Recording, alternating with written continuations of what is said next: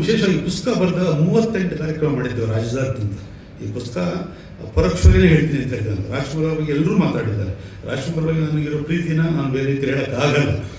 ಆದರೆ ಈ ಹೋದಾಗ ಈ 20 ಕಾರ್ಯಕ್ರಮನ ಬ್ರೋಷರ್ ಬಿಡುಗಡೆ ಅಂತ, ಅಂದರೆ ಕರಪತ್ರ ಬಿಡುಗಡೆ ಅಂತ, ಅದನ್ನು ಜಿಲ್ಲಾ ಕೇಂದ್ರಗಳಲ್ಲಿ ಪತ್ರಕರ್ತರು ಮಾಡೋದು. ನನಗೆ ಎಲ್ಲೂ ಆಗಿಲ್ಲ. 20 ಜಿಲ್ಲೆಗಳಲ್ಲಿ ಎಲ್ಲೂ ಅನುಭವ ಆಗಿಲ್ಲ. 2 ಜಿಲ್ಲೆಯಲ್ಲಿ ತುಂಬ ಕೆಟ್ಟ ಅನುಭವ ಆಯಿತು. ಮೊದಲನೇದು ಗಂಗಾವತಿ ಪ್ರಾಣೇಶ್ವರ ಬಿಡುಗಡೆ ಮಾಡಬೇಕಾಯಿತು ರಾಯಚೂರಲ್ಲಿ. ಎಲ್ಲ ಕೂತಿದ್ವಿ 40-45 ಜನ ಪತ್ರಕರ್ತರು. ಸ್ವಲ್ಪ ಹೊತ್ತೆಲ್ಲ ಮಾತಾಡೋದು. ನಾನು ಮಾಮೂಲಿ ಹೇಳಿದೆ, ದಲೈಲಾಮ್ ಅವರು ಅಧ್ಯಕ್ಷತೆ ವಹಿಸ್ತಾರೆ, ಅಮಿತಾಬ್ ಬಚ್ಚನ್ ಅವರು ಒಂದು ಪುಸ್ತಕ, ರಜನಿಕಾಂತ್ ಅವರು ಪುಸ್ತಕ ಬಿಡುಗಡೆ ಮಾಡ್ತಾರೆ. ಕಮಿಟಿಯಲ್ಲಿ ಪರಮೇಶ್ವರ್, ಈಗ ಮುಖ್ಯಮಂತ್ರಿಗಳು ಪರಮೇಶ್ವರ್ ಕಮಿಟಿಯವರ ಅಧ್ಯಕ್ಷರು, ಕಂಬಾರು ಜೈಮಾಳ್ ಅವರೆಲ್ಲ ಇದ್ದಾರೆ. ಇದು ನಮ್ಮ ಉದ್ದೇಶ. ಪುಸ್ತಕ ಹೀಗೆ ಮಾಡಿದ್ದೀನಿ ಅಂತ ಪುಸ್ತಕ ಒಂದು ವರ್ಷದ ಮುಂಚಿನ ವಿಷಯ ಆಗ್ತಾರೆ. ಅದನ್ನು ಇದೆಲ್ಲ ಕೇಳಿಸ್ಕೊಂಡು ಎಲ್ಲ ಮಾಡಿದ್ರು. ಆಮೇಲೆ ಒಂದು ಪ್ರಶ್ನೆ ಉತ್ತರ ಸಮಯ ಬಂತು.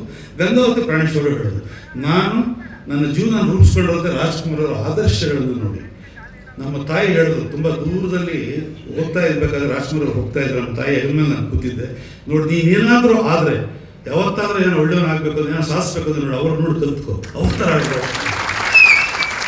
ಹೀಗಾಗಿ ನಾನು ರಾಜ್ಕುಮಾರ್ ಅವರ ಆದರ್ಶಗಳನ್ನು ತುಂಬ ಚೆನ್ನಾಗಿ ನಾನು ಪಾಲಿಸ್ತಾ ಇದ್ದೀನಿ.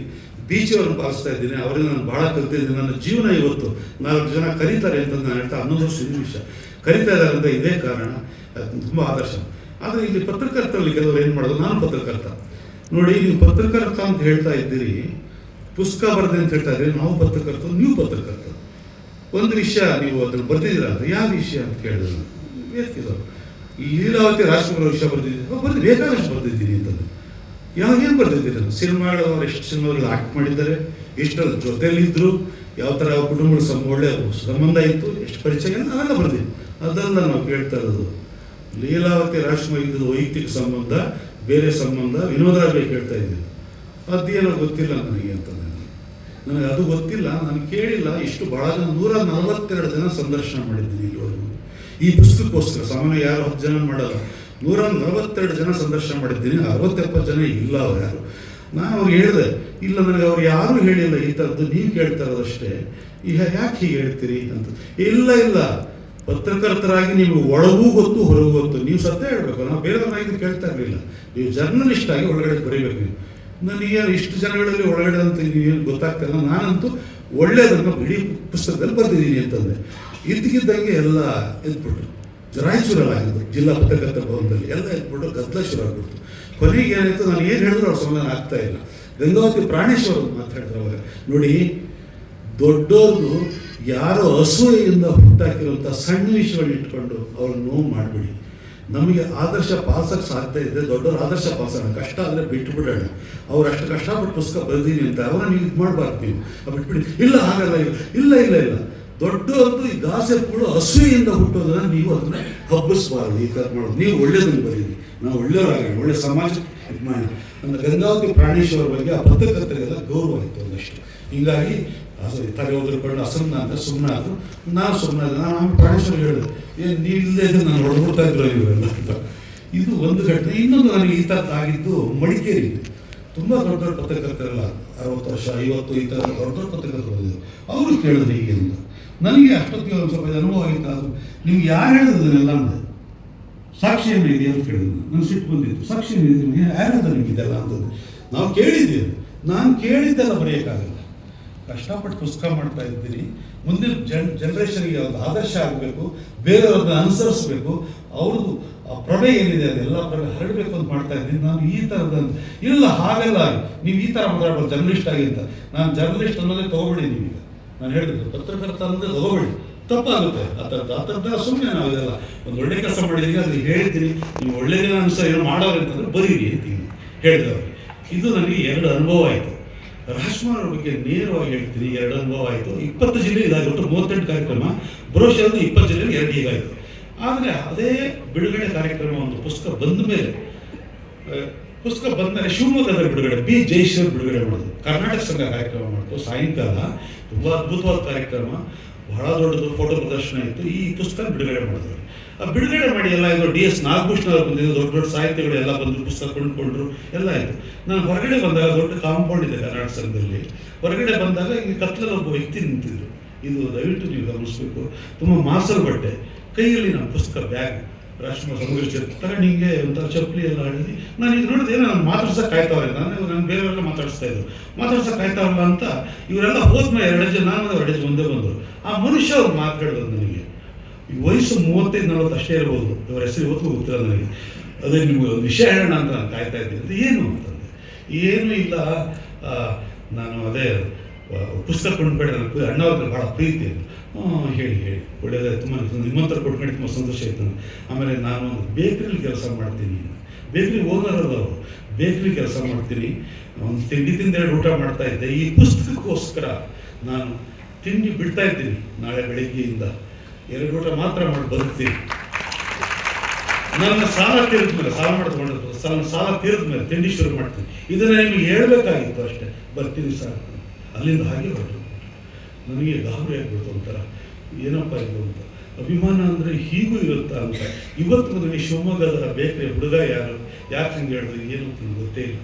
ಇದೇ ಥರದ ಇನ್ನೊಂದು ಘಟನೆ ಬಾಗಲಕೋಟೆಲಾಯಿತು. ಅದೇ ಥರ ಕಾರ್ಯಕ್ರಮ, ಇಳಿದು ಈಚೆಗೆ ಬರ್ತಾಯಿದ್ದು, ಹಂಗೆ ಕಾಯ್ತಾ ಇದ್ರು. ಏನು ಅಂತ ಮುಖ ನೋಡಿದೆ ನಾನು. ಸರ್ ನನ್ನ ಹೆಸರು ಕುಂದನ್ ಅಂತ, ಅದಕ್ಕೋಸ್ಕರ ನಿಂತಿದ್ದೆ, ಕುಂದನ್ ಅಂತ. ಹೇಳಿ ಸರ್, ನೀವು ರಾಜ್ಕುಮಾರ್ನ ಮುಟ್ಟಿದ್ದೀರಾ ಅಂತಂದ್ರೆ. ಯಾಕೆ ಹಾಕಿ ಹೇಳ್ತೀರಿ ಅಂತಂದ್ರೆ, ಮುಟ್ಟಿದ್ರೆ ನೀವು ರಾಜ್ಕುಮಾರ್ ಅವರು, ಯಾಕೆ ಹಾಕಿ ಹೇಳ್ತೀರಿ ಹೇಳಿ ಅಂದರೆ, ಇಲ್ಲ ಸರ್, ನನ್ನ ಜೀವನದಲ್ಲಿ ರಾಜ್ಕುಮಾರ್ ಅವ್ರನ್ನ ಒಂದು ಸಾರಿ ನೋಡೋಕೆ ಒಂದು ಆಸೆ ಇತ್ತು, ನೋಡೋಕ್ಕಾಗಲಿಲ್ಲ, ಏನೂ ಆಗಲಿಲ್ಲ, ಮಾತಾಡ್ಸೋಕ್ಕೂ ಆಗಲಿಲ್ಲ, ಬೆಂಗಳೂರಿಗೆ ಬರೋಕ್ಕೂ ಆಗಿಲ್ಲ, ದುಡ್ಡು ಇಲ್ಲ, ನಾನು SLC ನಾನು ಫೇಲು ಸರ್. ಏನು ಮಾಡ್ತೀರಿ ಕೆಲಸ ಕುಂದನ್ ಅಂದರೆ, ಇದೇ ಸರ್ ಈ ಆಫೀಸ್ ವರ್ಕ್ ಮಾಡ್ತಾರಲ್ಲ, ಅವರಿಗೆ ಸೈಕಲಲ್ಲಿ ಕ್ಯಾರಿಯರ್ಗಳು ಊಟಗಳು ಹಾಕ್ಕೊಂಡು ಮಧ್ಯಾಹ್ನ ಊಟ ತರಿಸೋದು, ಒಂದು 15-20 ಜನ ಊಟ ತರಿಸ್ತೀನಿ, ಆ ಥರದ್ದು. ನೀವು ನಿಜ ರಾಜ್ಕುಮಾರ್ ಮುಟ್ಟಿದ್ದೀರಾ ಸರ್? ನಾನು ಏನು ಹೇಳೋದು ಯೋಚನೆ ಮಾಡಬೇಡ, ತಕ್ಷಣ ನನ್ನ ಕೈ ಇಟ್ಕೊಂಡು ಸರ್, ಅವ್ರ ಪುಣ್ಯ ಮಹಿಮೆ ನಿಮ್ಮ ಕೈ ಮೂಲಕ ನನ್ನ ಕೈಗೆ ಬರಲಿ ಸರ್ ಅಂತ.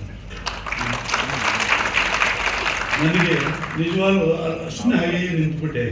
ಇಂಥ ಅನುಭವಗಳು, ನೂರಾರು ಘಟನೆಗಳು ನನಗೆಲ್ಲ ಸಾಕಷ್ಟಿವೆ.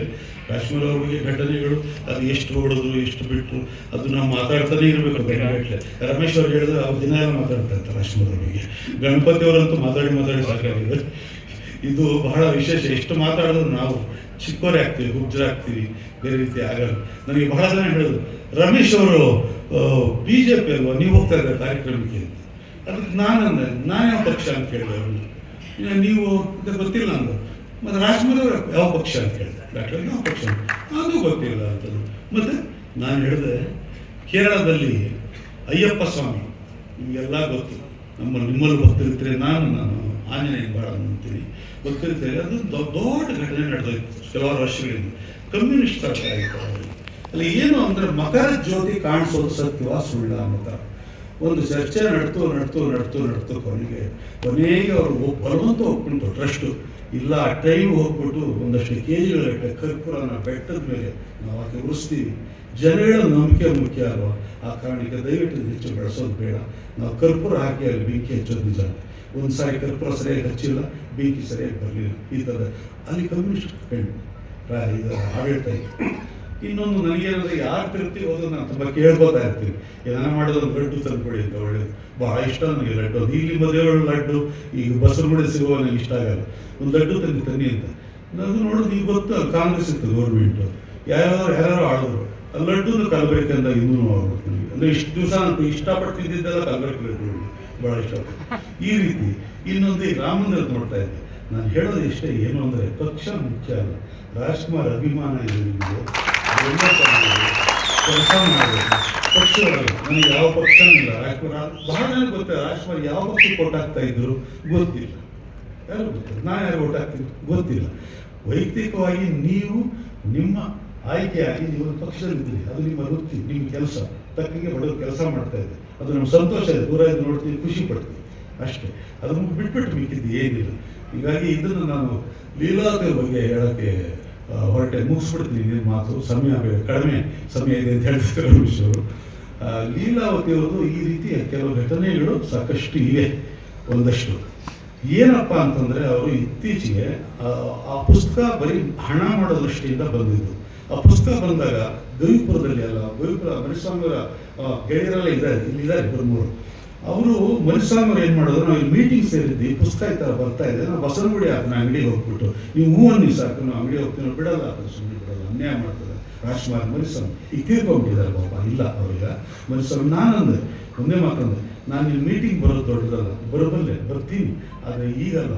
ಅವ್ನು ದಯವಿಟ್ಟು ಯೋಚನೆ ಮಾಡಿ ಮರಿಸ್ವಾಮಿ ಅವರೇ, ಈಗ ನೀವು ಹೋಗಿ ಅಲ್ಲಿ ಗದ್ದಲ ಮಾಡಿ ಅಂಗಡಿ ಹತ್ರ ಏನೋ ಮಾಡೋದ್ರಿಂದ ಆ ಪುಸ್ತಕದ ಮಾರಾಟ ಜಾಸ್ತಿ ಆಗುತ್ತೆ, ಅದರ ಸಂಖ್ಯೆ ಜಾಸ್ತಿ ಆಗುತ್ತೆ. ಅದಕ್ಕೆ ನಾವೇ ಅವಕಾಶ ಕೊಡಬೇಕು. ಒಂದಷ್ಟು ಇಗ್ನೋರ್ ಮಾಡಿದ್ದು ನಾನು ಸ್ವಭಾವ ಸಹಜವಾಗಿ ಹೇಳಿದೆ, ಅಲ್ಲ ಸರ್ ಯಾರು ಕೇಳ್ತಾ ಇಲ್ಲ ನಿಮ್ಮ ಮಾತು, ನಮ್ಮ ಅದು ಹಿಂಗೆ ಕೇಳ್ತಾರೆ ನೋಡಿ, ದಯವಿಟ್ಟು ಯೋಚನೆ ಮಾಡಿ ಅರ್ಧ ಹಿಡಿದ್ಬಿಟ್ಟು ಮತ್ತೆ ಫೋನ್ ಮಾಡಿ ಅಂತಂದರೆ.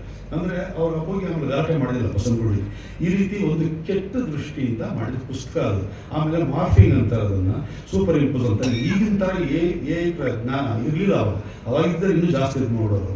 ಅದಕ್ಕೆ ಕೃತಕವಾದಿದ್ದು ಪುಸ್ತಕಗಳು ಒಳ್ಳೆಯದನ್ನು, ನಾವು ಸಮಾಜದಲ್ಲಿ ಒಳ್ಳೆಯದನ್ನು ಏನಾದರೂ ಬರಲಿ ವಾಪಸ್ಸು ಅಂತ ನಾವು ಒಳ್ಳೇದು ಕೊಡೋಕ್ಕೆ ಪ್ರಯತ್ನ ಮಾಡೋದು. ಆಗಲಿಲ್ಲ ಸುಮ್ಮನೆ ಇರಬೇಕು. ರಾಜ್ಕುಮಾರ್ ಅವರು, ಪ್ರವೀಣ್ ನಾಯಕ್ ಅವ್ರದ್ದು ಮಾತು ಹೇಳಿದ ನಿಜ. ರಾಜ್ಕುಮಾರ್ ಅವ್ರ ಹತ್ರ ಒಂದು ದಿವಸ ನಾವು ಬದುಕೋಕ್ಕಾಗಲ್ಲ ಅನ್ನೋದು ತುಂಬ ಸತ್ಯ. ನನಗೆ ಮೈಸೂರಲ್ಲಿ ಒಬ್ಬರು ತುಂಬ ದೊಡ್ಡ ಅಭಿಮಾನಿ ಇದ್ದಾರೆ ರಾಜ್ಕುಮಾರ್. ಯಾವಾಗಲೂ ಒಂದ್ಸರಿ ಹೀಗೆ ಸ್ವಲ್ಪ ಏನೋ ಒಂದು ಸ್ವಲ್ಪ ಅದು ಕಾರ್ಯಕ್ರಮಗಳೆಲ್ಲ ಆದಮೇಲೆ ಏನೋ ಒಂಚೂರು ಚಿಕಿತ್ಸೆ ಕುಡಿತೀರ ನೀವು, ಸ್ವಲ್ಪ ಏನೋ ಬಿಯರ್ಗೆ ಇರೋದು ಸುಮ್ಮನೆ ಕೇಳಿದೆ. ಸಾರ್ ಏನು ಮಾತಾಡ್ತಾ ಇದ್ದೀರಿ ನೀವು, ಅಣ್ಣವ್ರ ಅಭಿಮಾನಿಗೆ ನಾವು ಕುಡಿಯೋದು ಸಾರ್ ದಯವಿಟ್ಟು. ಇದು ಇಷ್ಟು ಒಬ್ಬ ಮನುಷ್ಯ ಇಷ್ಟು ಮದುವೆ ಅಟೆಂಡ್ ಮಾಡ್ಬೋದು, ಇಷ್ಟು ಸಾಂಗ್ ಅಟೆಂಡ್ ಹೋಗ್ಬೋದು, ಇಷ್ಟು ಹಾಡುಗಳನ್ನ ಹಾಡ್ಬೋದು, ಇಷ್ಟು ಸಿನಿಮಾ ಆ್ಯಕ್ಟ್ ಮಾಡ್ಬೋದು. ನಮ್ಮಲ್ಲಿ ಇನ್ನು ಕೆಲವರು ಎಲ್ಲ ಹೇಳ್ತಾ ಇರ್ತಾರೆ, ನಮ್ಮ ಮನೆ ಊಟಕ್ಕೆ ಬಂದಿದ್ರು, ನಮ್ಮ ಮನೆ ಊಟಕ್ಕೆ ಬಂದಿದ್ರು ರಾಜ್ಕುಮಾರ್. ಏನು ದೊಡ್ಡ ವಿಷಯ, ಮನೆ ಇಷ್ಟಪಟ್ಟು ನಮ್ಮ ಮನೆ ಊಟಕ್ಕೆ ಬಂದಿದ್ರು. ಇಲ್ಲಿ ನಮ್ಮ ಮನೆ ಯಾರ ಮನೆ ಊಟಕ್ಕೆ ಬಂದಿದ್ರು, ನಮ್ಗೆ ಇಷ್ಟ ಇಲ್ವ ರಾಜ್ಕುಮಾರ್ ಅವರು, ನಿಮಗೆ ಇಷ್ಟ ಇಲ್ವಾ? ಪ್ರಾಣ ಬಿಡ್ತೀವಿ ನಾವೆಲ್ಲ, ರಾಜ್ಕುಮಾರ್ ಪ್ರಾಣ ಬಿಡ್ತೀವಿ. ನಮ್ಮ ಮನೆಯಲ್ಲಿ ಯಾರು ಊಟಕ್ಕೆ ಬರಬೇಕಾದ ಏನಿಲ್ಲ, ಊಟಕ್ಕೆ ಬರೋದಲ್ಲ. ನಾವು ಏನು ಅಂದರೆ ಕಾಸು ಕೊಟ್ಟು ಅವ್ರನ್ನ ಇಷ್ಟಪಡ್ತೀವಿ. ನನಗೆ ಭಾಳ ಜನ ಕೇಳ್ತಾರೆ, ರಾಜ್ಕುಮಾರ್ ಅವ್ರ ಮನೆಯವರು ಪುಸ್ತಕ ಹೋಗ್ಬೇಕಾಯ್ತು ಏನು ಮಾಡೋದು, ಅವ್ರು ಯಾಕೆ ಮಾಡಬೇಕು? ನಾನು ನನ್ನ ಇಷ್ಟದಿಂದ, ನನ್ನ ಪ್ರೀತಿಯಿಂದ ಮಾಡಿರೋ ಪುಸ್ತಕ ಅದು. ಅವ್ರ ಕುಟುಂಬದವ್ರು ಯಾರು ದುಡ್ಡು ಕೊಡೋದಾಗಲಿ ಇನ್ನೊಂದಾಗಲಿ ತಪ್ಪಾಗ್ತದೆ. ಆ ಥರ ನಿರೀಕ್ಷೆ ಮಾಡ್ಬೋದು. ಅವರೇ ನನಗೆ ಹೇಳಿದ್ದಾರೆ ಪುಸ್ತಕ ಮಾಡಿ ಅಂತ. ಇಲ್ಲ, ಎನ್ನ ರಮೇಶ್ ಅಂತೂ 2 ಪುಸ್ತಕ ಕೊಟ್ಬಿಟ್ಟು ಸಂತೋಷ ಆಗ್ತದೆ. ಏನೋ ಓದ್ತಾರಲ್ಲ ನೋಡ್ತಾರಲ್ಲ ಅನ್ನೋ ಸಂತೋಷ ಆಗ್ತದೆ. ಹೋಬಳಿಯವರು, ಗಣಪತಿ ಅವರಂತೂ ಅದೇನು 3 ವರ್ಷ ಆಯಿತು ಅಂತ ಹೇಳಿದೆ, ಯಾರು ನಂಬದಾರು. ನಾನು ಇವತ್ತು ಅವ್ರು ನೋಡಿದ್ದು ಒಂಥರ ಖುಷಿ ಆಗುತ್ತೆ. ಗಣಪತಿಯವರು ನಾವು ಒಳ್ಳೆ ಇವರು ನಮ್ಮನ್ನು 3 ಜನ ಪತ್ರಕರ್ತನ ರಾಜ್ಕುಮಾರ್ ಅವ್ರ ಹತ್ರದವ್ರನ್ನ ಸೇರಿಸಿದ್ರಿ. ಇವ್ರು ಇನ್ನೊಂದು ರೀತಿ, ಯಾಕಂದ್ರೆ ಸರ್ಕಾರಿ ನೌಕರಿ ಅವ್ರು ದೀಕ್ಷೆ ತಗೊಂಡು ಬರೀತಾರೆ. ಇವ್ರನ್ನ ಕುಡಿಸೋದ ನನಗೆ ಭಾಳ ಸಂತೋಷ ಆಯಿತು. ಈಗ ಪರಶಿವಪ್ಪ ಅವರು ಪುಸ್ತಕ ಮಾಡಿದ್ದೀರಿ, ನನಗೂ ಹಳೆ ಪರಿಚಯ ಪರಶಿವಪ್ಪ. ಎಲ್ಲರಿಗೂ ಧನ್ಯವಾದ ಹೇಳ್ತೀನಿ. ನನ್ನ ಮಾತುಗಳನ್ನು